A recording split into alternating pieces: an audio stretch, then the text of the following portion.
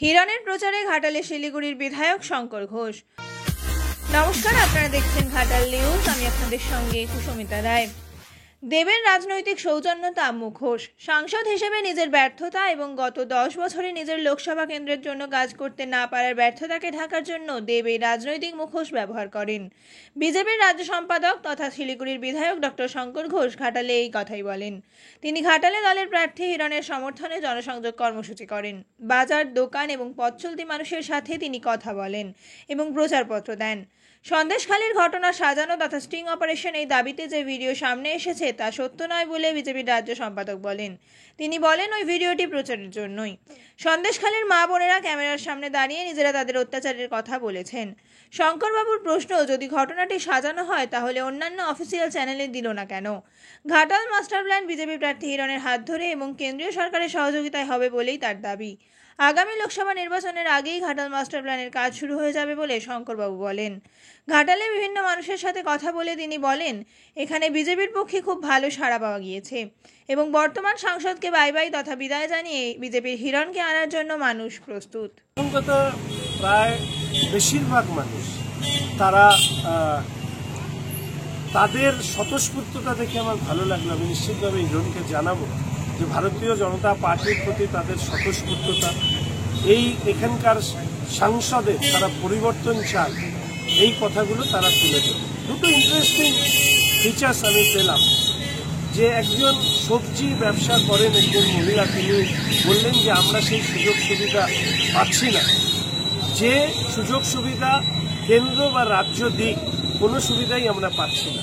সেক্ষেত্রে আমি তাকে বললাম যে আপনার পঞ্চায়েত সমিতি, জেলা পরিষদ যারা দায়িত্বে আছেন বা বিধায়করা দায়িত্বে আছেন, তাদের সাথে আপনি যোগাযোগ করুন। বলে কার কাছে যাবো বাবা বুঝতে পারি।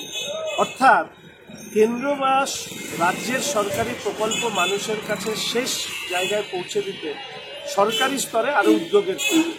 দ্বিতীয়ত আরেকটি উনি কথা বললেন যে আমাদের যারা পঞ্চায়েত আছে তাদের তো বাড়িঘর হয়ে গেল, তাদের তো গাড়ি বাড়ি হয়ে গেল। আমি নিশ্চিতভাবে বুঝতে পারলাম যে এই অঞ্চলে তিনি যেখানে থাকেন তৃণমূল কংগ্রেসের নেতারাই নিশ্চিতভাবে ওনার গ্রাম পঞ্চায়েত সমিতি আছে।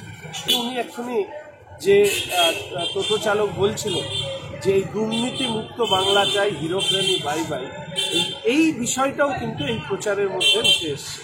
ঘাটাল মাস্টার প্ল্যান নিয়ে অনেক মানুষ তারা কথা বললেন। নতুন প্রজন্ম তারা আমাকে দেখে এপাশ ওপাশ দেখে জয় শ্রীরাম বলে চলে যাচ্ছে।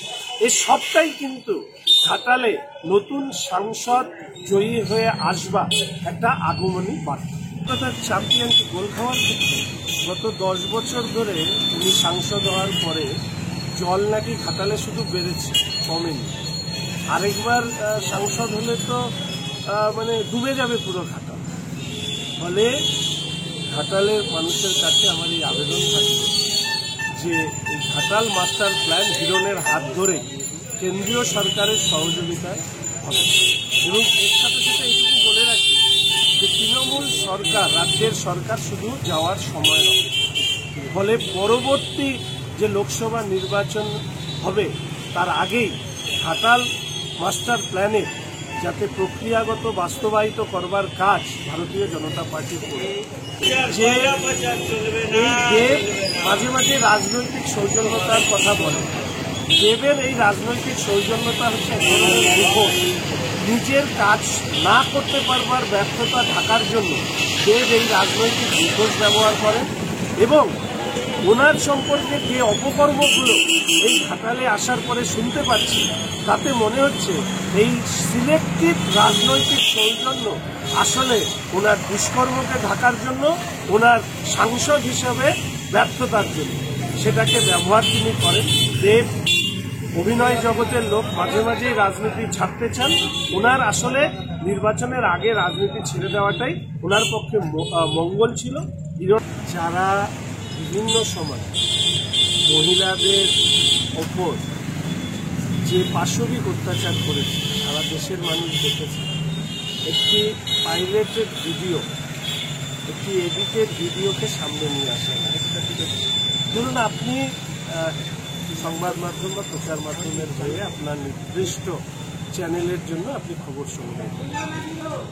যে ভিডিওটি প্রকাশ করা হয়েছে ইউটিউব চ্যানেলে, সেই চ্যানেলটির জন্মই হয়েছে শুধুমাত্র এই ভিডিওটি প্রকাশ করার জন্য। একটি মাত্র ভিডিও প্রকাশ হয়েছে। যদি তৃণমূল কংগ্রেসে দম থাকতো তাহলে অফিসিয়াল চ্যানেলে প্রকাশ করত।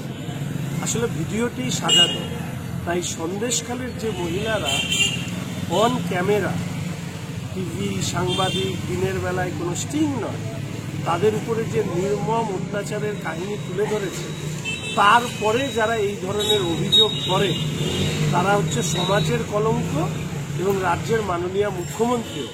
এই জন্য আমি সন্দেশখালীতে সুরেন্দ্রদার সঙ্গে ছিলাম, ওখানে একজন মহিলা বলেছিলেন আমাকে, আদিবাসী মা, তিনি বলেছিলেন যে এই মহিলা আসলে বাংলার কলঙ্ক। উনি সেটা প্রমাণ করছেন, তৃণমূল সেটা প্রমাণ করছেন। ঘাটাল মহকুমার আপডেট পেতে ঘাটাল নিউজ ইউটিউব চ্যানেলটি সাবস্ক্রাইব করুন এবং ঘাটাল নিউজ ফেসবুক পেজটি লাইক ও ফলো করুন।